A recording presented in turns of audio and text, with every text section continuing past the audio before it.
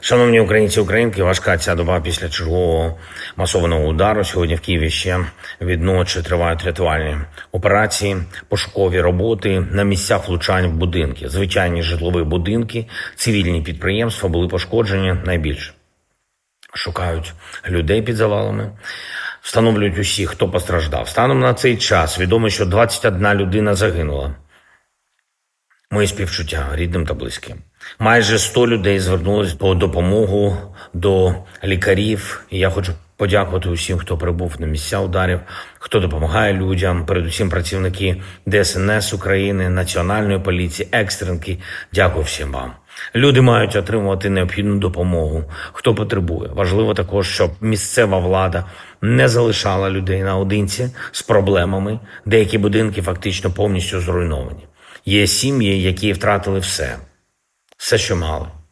Загалом більше сотні звичайних житлових будинків пошкоджені. Були удари не тільки по столиці, хоча саме Київ був цього разу для Росії основною мішенню, але також Київська область і інші регіони – Харківщина, Запоріжжя, Чернігівщина, Сумщина, громади нашої Дніпровщини. Значну частину російських ударних дронів і крилатих ракет вдалося збити, складніше з балістикою. Удар спеціально продуманий росіянами для найбільшої шкоди. Багато балістики, хвилі реактивних шахедів та інших ударних дронів, десятки крилатих ракет. Збито за цю ніч 48 ракет та 476 дронів різних типів. На жаль, не все. На жаль, дефіцит антибалістичних засобів є, дефіцит патріотів, і треба, щоб партнери, і це передусім Сполучені Штати Америки та наші європейські партнери, були більш активними в допомозі з цим. Росія не має вже жодного іншого аргументу на користь своєї війни, крім своєї балістики. Ось такого терору. Путін і надалі збирається перемагати житлові будинки, щоб не закінчувати цю війну. І впоратися з цим можна і достатнім постачанням антибалістики, і значно швидшою роботою для створення своєї антибалістики в Європі. Зараз днями буде саміт НАТО, інші формати. Саме це має стати одним із ключових результатів ППО. Якщо, звісно, НАТО ще щось значить для союзників. Європа повинна мати власну, достатню спроможність захищатись від усіх типів загроз, в тому числі і цієї, від російської балістики. Вже довго триває розмова з американською адміністрацією про ліцензії на виробництво патріотів. Я хочу подякувати усім країнам, які допомагають через програму Pearl. І це дозволяє нам купувати ракети для ППО, саме Петріот. Але щоб реально надійно захищати життя, потрібно своє виробництво.